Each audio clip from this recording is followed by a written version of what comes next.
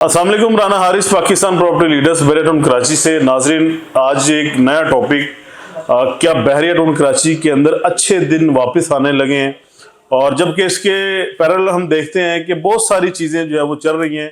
Default की खबरें, NOC cancel की न्यूज़ और अदालतों के अंदर केसेस वगैरह लगे हुए हैं। और इस चीज़ को डिफाइन करने के लिए, एनालिसिस लेने के लिए मैंने अपने साथ मधु किया है मुबशर भाई को। कैसे हैं मुबशर भाई? ठीक है अल्हम्दुलिल्लाह, बिल्कुल। मुबशर भाई, माशाल्लाह आप काफी अरसा दराज से बहरिया टाउन कराची के साथ काम कर रहे हैं। इवन के लाहौर का भी इनको काफी तजर्बा है। मुबशर भाई, मेरा क्वेश्चन आपने सुन लिया होगा कि बहरिया टाउन कराची के अंदर क्या अच्छे दिन वापस आने लगे हैं? अगर वापस आने लगे हैं तो कैसे आने लगे हैं? जबकि हम देखते हैं कि बहुत सारी चीजें बहरिया की मुखालिफ सिमत में जो है वो हमें नजर आ रही हैं और काफी स्ट्रॉन्ग वे में। क्योंकि हर चीज साथ में हमने पहले न्यूज सुनी, एनओसी कैंसिल हो गया, फिर हमने न्यूज सुनी बहरिया की नौजुबिल्ला अस्तगफुरुल्लाह डिफॉल्ट की, दूसरी हमने ये चीजें सुनी कि अदालतों के अंदर जो है ये केसेस जो है एग्जैक्टली।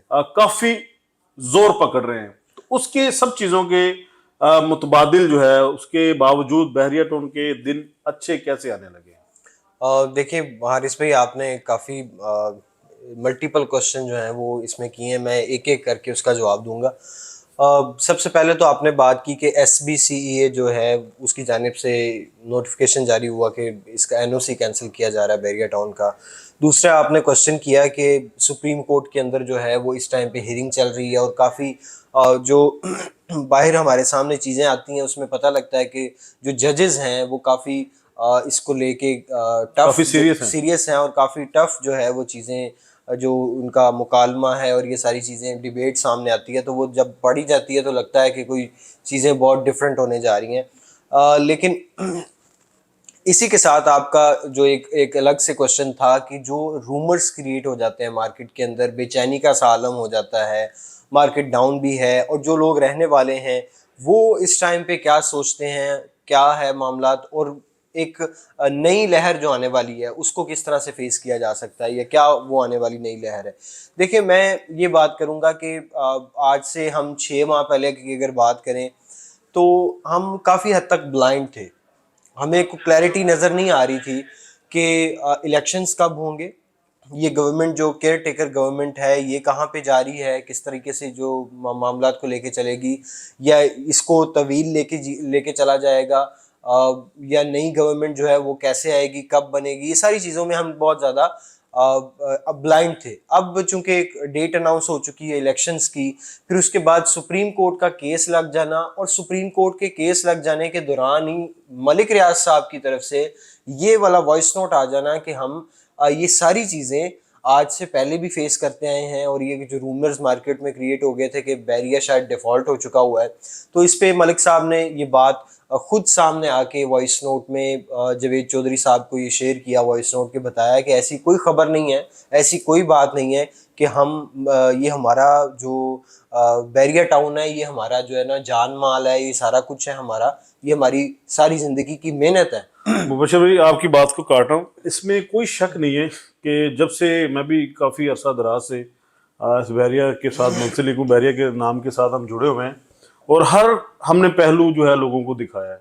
अच्छाइयाँ भी दिखाई, बहरिया में डाउनफॉल है वो भी बताया, बहरिया में तेज़ी आई वो भी दिखाया, लेकिन हमने देखा कि बहरिया की कश्ती हर तूफान से बाहिफाजत निकली है बिल्कुल। और हमारा ये ईमान है कि जो बहरिया के साथ जुड़े हुए हैं, अल्लाह ताला इसको जो है वो अपनी मंजिल की तरफ रवा दवा रखे कि ये इस बमर से भी निकलेगी कश्ती। एग्जैक्टली। देखिए, इससे पहले भी मैं अगर आपको 2019 की बात बताऊं, 2018 और 2019 के अंदर जो हम अब आज देखते हैं रोशनी है, जगमगाता ये शहर आपको पूरा बड़ा सारा नजर आता है बहरिया टाउन।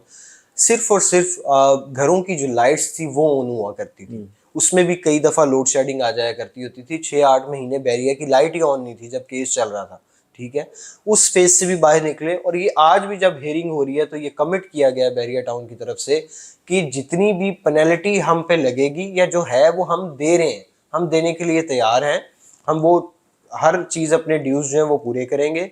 लिहाजा हमें रिलीफ दिया जाए। जो लोग हमारे यहाँ पे 32 ABCD वाले, 33 ABCD वाले और ये सारे जो जिस तरह उन्होंने बताया कि 16,800 एकड़ जो है सुप्रीम कोर्ट ने एमडीए को ये हुक्म जारी किया था कि ये टेरिटरी आपने बैरिया टाउन को देनी है, जबकि बैरिया टाउन को जो जगह मिली है वो 11,000 कुछ एकड़ जो है वो जमीन मिली है। वो 11,000 एकड़ जो जमीन मिली है, इतनी जमीन मिलने की वजह से जो लोग डिस्प्यूट में चले गए हैं वो कौन कौन से लोग हैं? 32 ABCD वाले, 33 ABCD वाले, 29 ABCD वाले, आज तक 62 नहीं बन सका, 63 नहीं अब तक बन सका, प्रेसेंट 62 और 63 की मैं बात कर रहा हूँ। फिर और दीगर ऐसे कई पैराडाइज के प्रेसेंट्स हैं जहां पे काम नहीं हो सका। ये इसी वजह से नहीं हो सका कि वो जो पूरी लैंड एमडीए ने देनी थी वो पूरी लैंड नहीं दी थी बैरिया टाउन को। उसकी एक अपील दायर की गई थी कि हमें एक तो प्रॉपर दोबारा, सुप्रीम कोर्ट ने भी फिर कहा कि आप दोबारा रीएलोकेशन करें इसकी, वहाँ पे जो मुतलका नुमाइंदे हैं, अमला है, वो यहाँ पे आके दोबारा से इसकी टेरिटरी डिफाइन करेगा। और फिर मेरा ख्याल है हम जिन चीज़ों को देख रहे हैं, मैं ये कहता हूँ कि जो 61-62 वाले हैं, 63 वाले हैं, ये भी खुश हो जाएं। फिर उसके बाद ये जितने भी डिस्प्यूट टेरिटरी में गए थे ये लोग भी खुश हो जाएं। इनको बड़े आराम से इनके प्लॉट्स जो हैं विद इन अ वीक्स इनको मिलते चले जाएंगे, ऑन ग्राउंड मिलेंगे। जी बिल्कुल। अब चूंकि एक फेज शुरू हो चुका है खुशखबरियां सुनाने वाला, तो मैं अब इससे आगे आपको खुशखबरियां सुनाता चला जाता हूँ।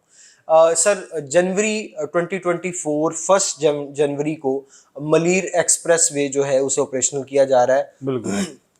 और कहाँ से ऑपरेशनल किया जा रहा है? काथोड़ के पास से जो इसका एंट्रेंस जो बनती है M9 की, तो यहाँ से जो है इसको ऑपरेशनल किया जाएगा। और इसके सराउंडिंग में जो टेरिटरी है वो ज़ाहिर बात है वो लोग भी मुस्तफ़ीद होंगे, बैरिया टाउन के रेजिडेंट्स भी मुस्तफ़ीद होंगे, DHA सिटी वाले भी, BTK 2 है, ये सारी जितनी भी दीगर सोसाइटीज़ हैं, इनके लोगों के लिए कराची की तरफ जो रुख करते हैं, वहाँ की तरफ सुबह आना जाना, शाम को आना जाना होता है, वो एक सफ़र जो है वो मुख्तसर वक्त में ये मुकम्मल कर सकें। और इसके बाद जिस तरह आपने बात की कि अच्छे दिन आने वाले हैं, तो उसकी एक नवीद और में आपको मैं सुनाता जाऊं कि लीज़ जो है वो एक्सपेक्टेड है कि 1% से 20% तक की लीज़ जो है वो कमिंग डेज के अंदर, कमिंग मंथ्स के अंदर ये लोगों को मिल जाएगी। मुबशर, ये बात मैंने भी सुनी है और बहुत सारे लोगों से सुनी, और ये ऑथेंटिक सोर्स, ऑथेंटिक जो है वो जराए से ये चीजें सामने आ रही हैं कि बहरिया में जो है वो 1 to 20% जो है वो लीज होने जा रहे हैं। तो ये अगर तो ये सच है, मैं अगर ये बात करता हूँ, हम इसको नहीं कहते कि ये सच है, चलो अगर ये सच है तो फिर मेरा ख्याल है कि ये यहाँ के जितने रेजिडेंट हैं वो एक तो सिक्योर भी हो गए बिल्कुल से, और बहुत सारे शको-शुबात से वो निकल जाएंगे, एक मखसूस एरिया निकल जाएगा। फिर उनके लिए रेट्स और ये सारी चीजें खुद मार्केट डिफाइन कर लेती है। ठीक है जी।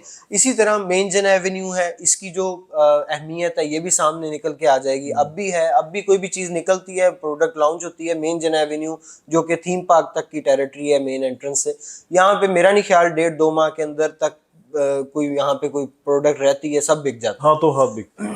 यहाँ पे प्लॉट था 16 करोड़ रुपए का, आज 50 करोड़ रुपए का प्लॉट मिलता है यहाँ पे।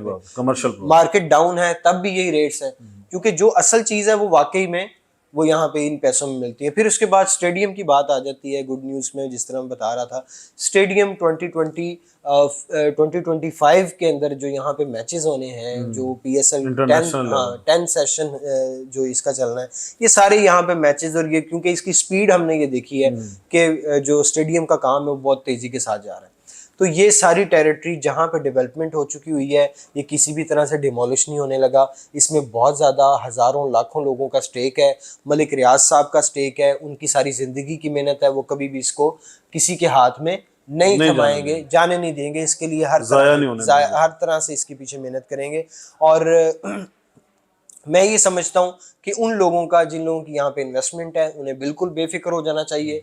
और आगे आने वाला जो साल है 2024 और 2025 ये बैरिया टाउन के हक में है। बैरिया टाउन यानी प्रॉपर्टी के हक में है। हर लिहाज से आप इस चीज़ को समझ लें कि आगे आने वाला टाइम बैरिया के लिए बहुत बेहतर होगा। बहुत शुक्रिया मुबशर, बहुत अच्छे से आपने डिफाइन किया। नाज़रीन, बैरिया टाउन कराची जो है वो आप किसी भी किस्म की कैस राइयों में मत आए, नेगेटिविटी थॉट्स जो हैं अपने माइंड में ना बनाए। बैरिया टाउन के पीछे एक बहुत बड़ा जो है समझ लें मैनेजमेंट जो है जो इसको लुक आफ्टर कर रही है।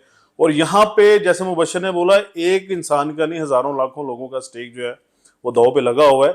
और हर चीज़ को मद्देनजर रख के, हर चीज़ को सोच विचार के साथ लोगों ने यहाँ पे लगाया हुआ है, और अल्लाह के हुक्म से ये जो चीज़ें हैं आपको आने वाले दिनों के अंदर पॉजिटिव वे में जाती हुई नजर आएंगी।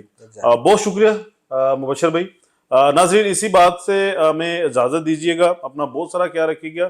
फर्दर डिटेल के लिए, इंफॉर्मेशन के लिए हमारे नीचे नंबर मेंशन होंगे। अल्लाह हाफिज़।